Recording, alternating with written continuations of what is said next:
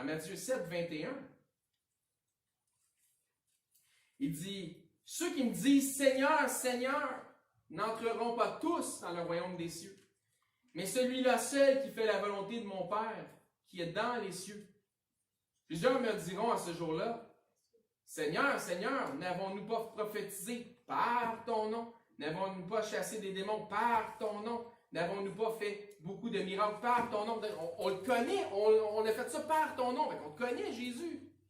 Alors, je leur dirai ouvertement, « Je ne vous ai jamais connu. Retirez-vous de moi, vous qui commettez l'iniquité. » Moi, je vous dis que comme Jésus le dit ici, il y en a une gang de personnes qui vont avoir toute une surprise à la fin du jour. Incluant particulièrement ceux qui disent qu'ils sont amis, chummy avec le Seigneur Jésus. Mais qui ne peuvent même pas te parler de lui parce qu'en fait, ils ne le connaissent pas vraiment. « Ah oui, je suis chum avec lui. » « Ouais, mais parle-moi du Dieu de la Bible. » « Ben là, la Bible, pas obligé de croire à la Bible pour croire en Dieu. » Matthieu 7, 22.